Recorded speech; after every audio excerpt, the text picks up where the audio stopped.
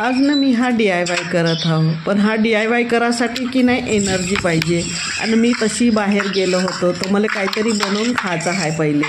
तर मी हे काम तर नंतर सुरू केलं, पण त्याच्या पहिले मी ना की नाही माझ्यासाठी स्पेशल काहीतरी बनवलं. तर चला पाहू. तर आता मी तुम्हाला माहीत असेल, बरेचदा पाहिलं असेल मी तर चुलीवर स्वयंपाक करतो. तर आज चुलीवरती ना पावभाजी खायची इच्छा झाली. तर मग आता हे काय असंच थोडी ठेवणार होतो. इथं झाडाचा पाला सांडला आणि मायवाली जे तावा होती, कढई होती, ते पण खरकटेच होते, भांडे नव्हते धुतले आदल्या दिवशीचे. तर आता मी तावा खरकटा नव्हता, चांगला होता पण थोडासा रस लागला होता म्हणून तावाला घासलं मीनं. तर मग झाडझूड केलं, चूल पेटवली आणि मग मीनं तावा घासघूस करून ठेवला आणि चांगला गरम होऊ दिला तावा. त्याचा रस वगैरे गायब झाला. त्याच्यानंतर तेल टाकलं आणि मीनं कांदे टाकले, बारीक चिरले, म्हणजे पाहिजे तेवढे बारीक चिरले तर चांगलं होतं. मी तर किसूनही पूर्ण सामान जेवढंही राहते तेवढं किसून बनवायचं. तर पण आता माझ्याजवळ किसणी नव्हती, कारण की मी खाली बनवतो की नाही हे तर सगळं सामान इथं अवेलेबल नाही राहत म्हणून. तर मी ना आलू आहे ना असे काही खूप बारीक बारीक नाही कापले, जसे त्या चाकूनं कापता आले तसे. चाकूही काही खूप वायतुराना आहे, लहानच्या छटाकभर चाकू आहे. तर त्याच्यानं जसे कापता आले तसे कापले, कारण की चाकू जो आहे की नाही तो माझा मनपसंत चाकू नाही आहे. तर मी नक्की नाही 3 छोटे मोठे 2 टमाटर घेतले आणि 3 छोटे कांदे घेतले आणि 4 मीडियम साईजचे आलू घेतले आणि सगळे म्हणजे जसं कापता येईल तसं कापून टाकलं. तर आणि मग कोबी घेतली. कोबीचा पुढचा भागच घेतला, जास्त नाही घेतली कोबी, कारण की ते आलू टमाटर आणि कांदे ते भरपूर होतं, तव्यातही मावलं पाहिजे की नाही म्हणून. आणि याले बारीक बारीक कापले, चांगले धुवून टाकले. पत्ता कोबीले धुतल्यावर नाही का मग ते टाकली त्याच्यात. आणि हे इथं की नाही ते जे टमाटर आहात की नाही ते झाले नरम, तर त्याला मी थोडंसं रगडून राहिलो. तर त्याला थोडंसं रेटल्यावर की नाही मग मी हे भाजी जी आहे ना हे धुतली पूर्ण चांगली साफसूफ करून आणि मग हे टाकली. आता हे भाजी शिजत असताना कुकरमध्ये की नाही आपण करतो तर कसं आलू उकडाले मांडतो, ह्या भाज्या उकडाले मांडतो, त्याच्यातच सगळे साहित्य टाकतो आणि मग फक्त फोडणी देतो, किंवा पूर्ण फोडणी देऊनही पावभाजी बनवतो आपण, पण पाणी टाकतो कुकरमध्ये. तर याच्यात आपण काही पाणी नाही टाकलं. तर आता समजा पाणी टाकलं की नाही तर थोडं थोडं टाकत राहावं लागते. तर असं करता करता नाही का हे शिजत राहते आणि शिजता शिजता पाणी टाकावं लागते. तर असं मी ना 5 ते 6 ग्लास पाणी टाकलं. आता 6 ग्लासाची पावभाजी म्हटलं, कारण की जे चूल आहे तर चुलीची आग न धगधगती राहते तर पाणी लवकर आटते, तर म्हणून 5-6 ग्लास लागलं.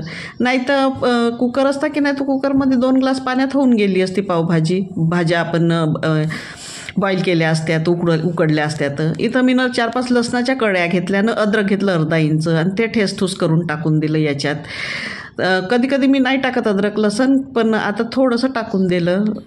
जास्त नाही घेतलं, 5-6 कळ्या घेतल्या लसणाच्या आणि अद्रक घेतलं अर्धा इंच आणि याला ठेसलेलं चांगलं वाटते. ते नाही का पेस्ट बनवून ठेवतो ना त्याचा टेस्ट मला काही तेवढं आवडत नाही, पण हे ठेसठूस करून टाकलेलं ना मला बहुत आवडते. तर म्हणून मी तुरंत म्हणजे ठेसठूस करून ते टाकून दिलं याच्यात आणि ते शिजत पण आहे. आणि मग की नाही थोडंसं कलर पाहिजे म्हणून तसं मी लाल मिरची मायवाली लाल आहे पण थोडासा कलर पाहिजे म्हणून तर कलर 2 वस्तू नाही ते पावभाजीले, म्हणजे जर आपण फूड कलर नाही टाकला तर मी बीटरूट कापला, 3 इंच बीटरूट असन तोही बारीक बारीक कापून टाकला. आणि मग की नाही हळद टाकली आणि मग लाल मिरची पावडर टाकली आपल्याला जेवढं तिखट पाहिजे तेवढं, आणि मीठ टाकलं आपल्याला जेवढं स्वाद लागलं तेवढं. आता हे इथं शिजत पण आहे आणि आपल्याला जर वाटलं का हे जे शिजत आहे आणि शिजलं तर इथंच रेटून नाही टाकायचं ना, शिजवतही राहायचं, फिरवतही राहायचं, सगळं काही ह्या तव्यातच करायचं आपण. तर पाणी जे आहे की नाही हे आटत राहते तर पाणी टाकत राहायचं, नाही तर ते नाही का लागून जाईन पावभाजी, जळून जाईन खालून ताव्याले. तर असं करून खाय ना. मग आता मी ना याच्यात की नाही हे आता सुकलं ना पाणी, तर याच्यात ना पाणी टाकीन मी अजून 1 ग्लास, मग अजून चांगलं शिजू देईन. मग की नाही शिजल्याच्या नंतर नाही का ते आलू नरम झाले ना तर ते घोटाचे म्हणजे जे नरम झालं ना त्याला रगडत राहायचं, कारण की आपण सगळे जिन्नस एकत्र नाही टाकले ना, थोड्या वेळानं टाकले ना थोडे तर जे पहिले टाकलं ते लवकर शिजन असं नाही का. तर तशासारखं जे आपल्याला दिसते का हे शिजलं बा तर ते रगडाचं. तर असं करून आपली पावभाजी की नाही होते. थोडासा वेळ लागते ना, कारण की म्हणजे इथं कारण की आपण बॉईल काहीच नाही केलेलं आहे ना तर वेळ तर लागणारच आहे. पण म्हणजे मला वाटत नव्हतं की एवढी चांगली पावभाजी चुलीवर बनन म्हणून. याच्या आधी मी कधी कधी ऐकलंही नाही आणि पाहिलंही नाही.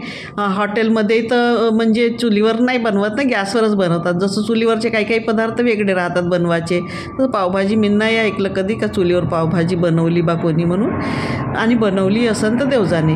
पण याच्यावरनं मला इतकं चांगलं वाटली हेवाली, म्हणजे असं वाटलं की बहुत बढिया पावभाजी झाली, माझी टेस्टी पण झाली आणि चांगली. आणि हे जे मी मटर टाकले ना आपले चांगले वाटेभर मटर टाकले, तर मटरनं बॉईल केले राहतात की नाही, सुके म्हणा किंवा ओले म्हणा, ते बॉईल केले राहतात की नाही तर ते चांगले मेल्ट होतात, याच्यात चिकटपणा आहे ते पावभाजीले. पण आता मी हिरवेच टाकले की नाही तर याच्यात नाही का हिरवे हिरवे दाणे दिसतात असे रव्यासारखे. पण घोटत राहिलं की नाही मग ते हिरवे हिरवे छोटे छोटे दाणे दिसतात, मग एकदम मोठे मोठे नाही दिसत. तर म्हणजे हे प्रत्येक गोष्टीनं घोटत राहावं लागते, याला रेटत राहावं लागते. तर थोडा वेळ लागते, जास्त वेळ नाही लागत पण थोडा वेळ लागते. कारण की मिक्सर आपण जेव्हा कुकरमध्ये बनवतो तर त्याला घोटाच नाही लागत. ते तर 7-8 शिट्ट्या होऊ दिलं का ते टाकल्याबरोबरच 2-4 वेळेस आपण रेटलं तर ते पूर्ण घाटास होऊन जाते. तर तसं याच्यात नाही, याच्यात रेटत राहावं लागते. आणि पाणी कमी झालं तर पाणी टाकत राहावं लागते. मी ना जवळपास याच्यात 5-6 ग्लास पाणी टाकलेलं आहे. जसं पाणी मला आटताना दिसलं तसं मी थोडं थोडं पाणी टाकलं पहिले. तर कारण की ताव्याच्या बाहेर पाणी नाही गेलं पाहिजे, नाही तर आपले मसाले पण सगळे बाहेर चालले जातील पाण्याच्या याच्यामुळे आणि मग आपली पावभाजी होईल पानसट. म्हणून थोडं थोडं ताव्याच्या बाहेर आपलं पाणी गेलं नाही पाहिजे बा, म्हणून आपलं फोडणी गेली नाही पाहिजे म्हणून आहे ना थोडं थोडं पाणी टाकत राहायचं. आणि मग मी तर पावभाजी मसाल्याचा एक पॅकेट टाकून दिला, जो 10 रुपयाचा नाही येते तो. आणि मग की नाही काळं मीठ टाकलं होतं मी ना, आणि मेथी टाकली होती आपली कस्तुरी मेथी. तर काळ्या मिठानं पण कलर येते आणि टेस्ट येते, आणि मेथीनी पण म्हणजे टेस्ट येते. आणि हा पावभाजी मसाला आहे ना वरून टाकला तर याच्याने तर म्हणजे आपली पावभाजी एनहान्सच होते म्हणा टेस्टमध्ये.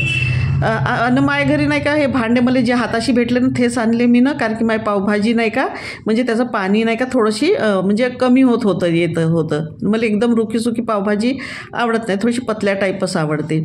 तर म्हणून आहे ना मी ना मला हाताशी जे भांडे भेटले ते मी ना घेतले आणि त्याच्यात ते टाकले सांबार गार्निशिंगसाठी. आणि मग मी काय वरून बटर टाकलं. यावेळेस नाही का मला नाही का अमूल बटरची पावभाजी खायची ना खूपच इच्छा झाली, कारण की अमूलच्या बटरची पावभाजी काही म्हणजे त्याची जे हे आहे की नाही टेस्ट काही वेगळीच राहते ना, मजा येते खायला. तर म्हणून आणि मग हेच बटर आहे ना मी ना ताव्याला लावलं. आणि मग नंतर आता कांदे कापून राहिली, कारण की कांदे वरून टाका लागतात ना कोणी, तर म्हणून. आणि एक निंबू घेतला घरच्या झाडाचा, थोडी हिरवा, त्यालाही रस ना आहे तर जाऊ द्या काही नाही होत. तर हा निंबू घेतला आणि मग की नाही जे बटर आहे ना बटर लावलं ताव्याले ना, मग पाव कापले आणि पाव कापून ते शेकले. आणि मग अशा प्रकारे ना नाही पावभाजी की नाही रेडी झाली. आणि हे पावभाजी इतकी चांगली वाटत होती टेस्टमध्ये. तर हे रेसिपी तुम्हाला कशी वाटली तर लाईक करा, शेअर करा, कमेंट करा आणि सबस्क्राईब बी करा. आणि की ना हा व्हिडिओ पाहासाठी की नाही धन्यवाद.